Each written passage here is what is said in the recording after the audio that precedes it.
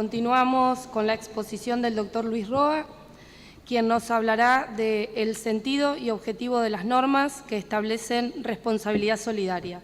El doctor Roa es abogado especialista en Derecho del Trabajo y de la Seguridad Social, asesor y consultor sindical, profesor de grado y posgrado de la Universidad Nacional de Buenos Aires, Facultad de Derecho, Ciencias Económicas y Ciencias Sociales, profesor de grado de la Universidad Nacional de Moreno, profesor invitado en la Universidad de Valladolid, España, ex secretario académico de la carrera de Relaciones de Trabajo, Facultad de Ciencias Sociales UBA, ex secretario general de la Asociación de Trabajadores Docentes de la Universidad Nacional de Moreno.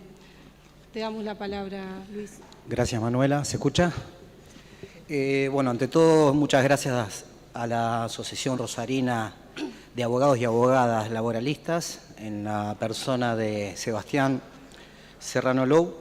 Realmente estoy muy agradecido y que es coetáneo con, dentro de 2 o 3 días se van a cumplir 2 años del fallecimiento de un gran y enorme laboralista del cual muchos hemos aprendido, sobre todo el tema de la responsabilidad solidaria, cual es Moisés Meik.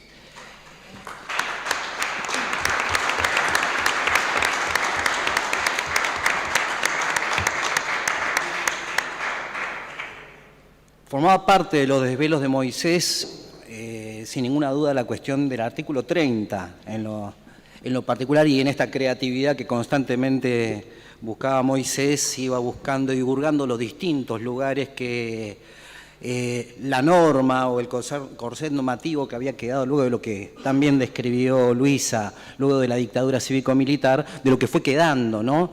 Y Moisés trabajó mucho eso, como trabajó también el tema de la irrenunciabilidad de derechos, como también trabajó un derecho nodal para ejercer derechos, que es la estabilidad, que también lo está trabajando en este caso Sebastián. Pero se me ha convocado acá para hablar sobre el sentido y objeto de las normas que establecen la responsabilidad solidaria. Y me parece que hablar sobre las normas que refieren a la responsabilidad solidaria nos tiene que llevar, para entender su sentido, sus razones, nos tiene que llevar a indagar sobre cuestiones que van más allá del campo de lo jurídico. Me parece que estaba leyendo un artículo hoy, creo que de Luis Raffagelli, que comenzaba diciendo que la terciarización, la externalización, no es un fenómeno jurídico, pero tiene efectos jurídicos, entre algunos de esos efectos. Pero también me atrevo a decir que la externalización, la descentralización productiva, la terciarización, son fenómenos que orbitan en un campo múltiple, lo económico, lo político, lo social, lo suficientemente importantes para quedar solamente en manos de los abogados. Por eso me adentro a pensar un poquitito las razones de ser que dieron lugar a que Centeno hiciera, creo que es el título 2 de la Ley de Contrato de Trabajo, donde habla de la empresa, del empresario, del establecimiento, de la explotación, donde incorpora una serie de figuras que en entonces, como señalaba Luisa, tenían otra numeración, pero hoy son los artículos 29, 30, 31, y que se complementan con el artículo 228, 229 de la LCT. Ese capítulo particularmente provocó muchos desvelos para Centeno y realmente fue un gran hallazgo en la producción normativa de esos tiempos, porque coetáneamente a un punto de inflexión en que a nivel mundial se estaba modificando el modelo de acumulación y se estaban modificando las formas de organización del trabajo. Recordemos que Centeno hace el proyecto de la Ley de Contrato de Trabajo al mismo tiempo que se da la crisis del petróleo, el 16 de octubre del 73. Es decir, de modo coetáneo, Centeno estaba teniendo una lectura en tiempo real del tiempo que se estaba viniendo. Y en esto, es bueno, ya que estamos de homenaje en homenaje, recordar a Fernández Gianotti, que fue el gran mentor de este capítulo y de estos capítulos que orbitan distintos títulos. A ver, lo que planteaba Centeno es que había una nueva forma de organizar el trabajo. Y si ustedes observan, hay 2 cuestiones realmente notables. La primera, Centeno y Fernández Gianotti no se sitúan en el marco de lo ilícito para atribuir responsabilidad. Como lo señaló sobre el final Andrea, el fraude no era un presupuesto para la atribución de responsabilidad.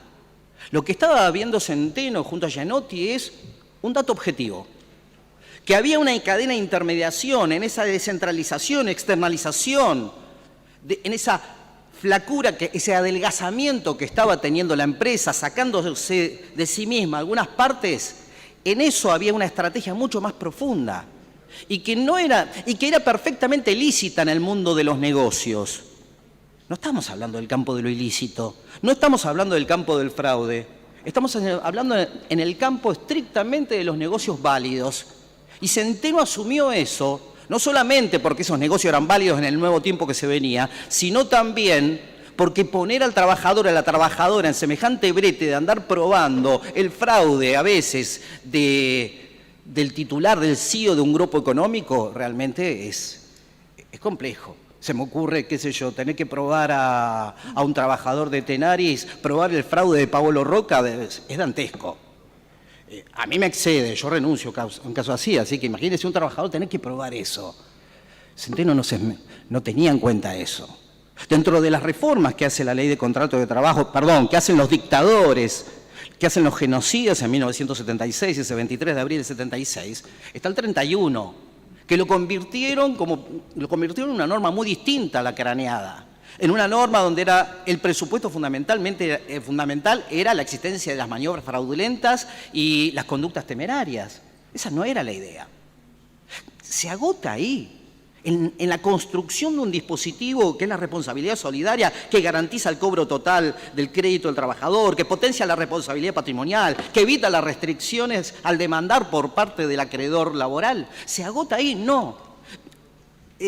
Seguramente por tiempo, porque yo sé que lo maneja muy bien Andrea, ella dio cuenta de algunos aspectos más al definir a empresa. Hoy me comentaba, ella define a empresa como no vinculada a la idea de grupo de empresa, sino empresa de grupo. La definición que da Centeno es una definición absolutamente laxa, es casi un tipo abierto en el cual la empresa, el concepto del artículo 5 es un concepto lo suficientemente amplio donde entran todas estas particularidades que empiezan a partir de esa crisis del petróleo. Pero no solamente ahí, estábamos hablando hoy, cómo se van construyendo otros conceptos. El concepto de establecimiento. Y pensemos esto, en tiempos donde el realismo jurídico nos está demandando que hay que abrogar una ley vetusta, obsoleta, como es la ley de contrato de trabajo, porque no absorbe, porque no toma los nuevos fenómenos del mundo de la producción, sería una experiencia realmente increíble releer la ley de contrato de trabajo original, porque Centeno no definió la empresa en los términos restrictivos que marcaban algunos campos del derecho, porque Centeno cuando define el establecimiento no lo define como un lugar, sino lo define como la unidad técnica de ejecución a través de la cual la empresa cumple sus fines. Los fines de la empresa definen el marco, el territorio, la extensión de esa empresa extendida. Y acá me parece que ¿cuál fue el presupuesto fáctico que dio lugar a repensar estas nuevas formas de organización de trabajo? El caso japonés.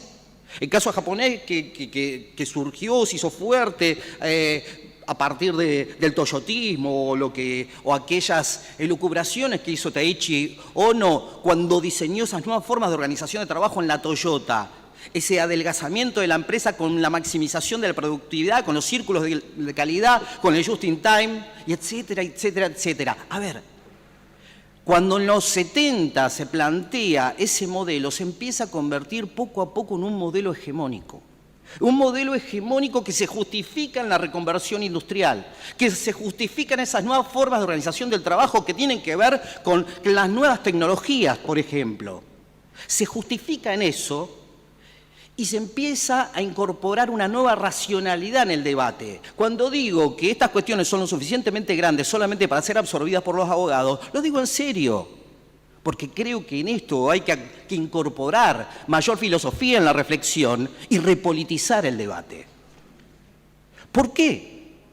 Porque estamos viendo un fenómeno donde la empresa empieza a reconstituirse sobre la base de qué manera va a maximizar sus ganancias en el nuevo tiempo. Hay un dato singular. Nosotros los laboralistas y algunos que les encantan construir caballos de Troya, suelen decir que frente a estas nuevas formas de organización del trabajo no cabe sino resignar el sentido protectorio del derecho al trabajo. Es decir, dejar de ser un derecho al trabajo. Que hablamos de los sentidos y el objetivo, para eso se me convocó. Que para que el derecho se adecue a los tiempos, el derecho al trabajo, el derecho social se adecue a los tiempos, tiene que dejar de ser derecho al trabajo. Y tiene que proteger la lógica del capital. Que hay una suerte de fatalismo técnico, que hay una suerte de determinismo tecnológico que no hace sino que dejar en un costado todo aquello que pensamos en algún momento que era el Estado social y democrático de derechos y de justicia, como decía Sampaio. Pero lo que tenemos que advertir cuando decimos agregar filosofía en la reflexión, repolitizar el debate, que cuando estamos viendo estas nuevas formas de organización del trabajo que pretenden justificar el despojo, lo que existe es un fenómeno paralelo y asociado de la misma intensidad.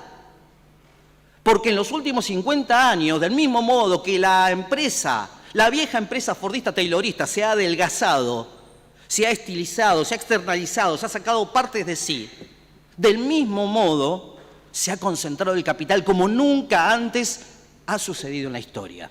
Y es un fenómeno paralelo y asociado, no son dos fenómenos distintos. En este marco, estamos hablando, alguna vez Roberto lo decía, lo he escuchado varias veces en ese sentido, Roberto Pompa, hablar de cómo será el negocio para que exista una, dos, tres plusvalías. ¿Cómo será el negocio? Y alegar los nuevos tiempos en orden a la más brutal acumulación de capital de todos los tiempos, me parece una exageración. Pensemos nomás, recién estábamos hablando como dicen los chetos, tequín. Estábamos hablando de techín. Y pensemos la concentración de la economía argentina. Pensemos lo que cuesta un paquete de fideo, lo que cuesta la leche. ¿Cuántas empresas hay? Y unidades productivas hay montones. Las empresas se han descentralizado, se han externalizado, subcontratan, terciarizan, interponen personal. Pero sin embargo, se alega que hoy no existe, por ejemplo, esa integración vertical al interior de una sola unidad productiva. ¡Mentira! Lo que antes se daba en una sola unidad productiva, ahora se da en una serie de unidades productivas donde hay, por ejemplo, Tequín, donde hay alguien que manda y domina todo el juego. Preguntémosle a Techín, preguntémosle a Arcor, preguntémosle lo que pasa, porque todas estas nuevas formas de organizar el capital producen efectos que van más allá de lo jurídico, producen precarización, provocan una dualización, una heterogeneización de la fuerza de trabajo. Se construye una clase obrera bis. Y de eso hay que dar cuenta. ¿Alcanza con el derecho? No, sin duda no. Y se me ocurre, ya que el tiempo ha expirado, entender que esto no lo inventó ni Centeno ni Gianotti. Había antecedentes en el Estatuto del Periodista, la Ley de Trabajo a Domicilio, la 9688, accidente de trabajo, la fallida Ley de Contrato de Trabajo que vetó Ilia, la 16881, el Código Aeronáutico, el Código Marítimo. Ya hablaban de responsabilidad solidaria antes del plenario 309, que parece que nos trajo un poco de luz. Mentira, ya había luz. Y después vinieron algunas respuestas, pero me parece que estamos hablando sobre los efectos jurídicos y hay que ir al ex ante, no al ex post. ¿Cómo actúa el Estado? ¿Cómo actúa el Estado frente a la precarización, frente a la dualización, frente a la heterogeneización de la fuerza laboral? La prevención laboral, la inspección laboral. ¿Cómo actúa de pronto la normativa laboral? Y hay ejemplos. Veamos la ley, el nuevo Estatuto del Peón de Campo, cuando de pronto es mucho más riguroso que la Ley de Contrato de Trabajo frente a la subcontratación e incluso con las empresas colocadoras de personal directamente las pone en el marco de la ilegalidad. Veámosla saliendo extraterritorialmente. La Constitución de Ecuador define la relación laboral como una relación bilateral. Bilateral, no hay sino posibilidades en el marco de la bilateralidad. No existe la terciarización, está prohibida constitucionalmente. No estoy planteando eso porque es mucho más complejo hablar de una reforma constitucional. Dejo una sola idea: la negociación colectiva. La negociación colectiva, así como históricamente hubo convenios colectivos, como de químicos o petroquímicos, que han tocado el tema de la terciarización, de la subcontratación, de la interposición de personas, me parece que eso es un lugar y un territorio para empoderar a las organizaciones libres del pueblo en ese sentido. Y me parece algo a indagar, digamos, como diría Cortázar, un modelo para armar. Ahí me salió. Muchas gracias.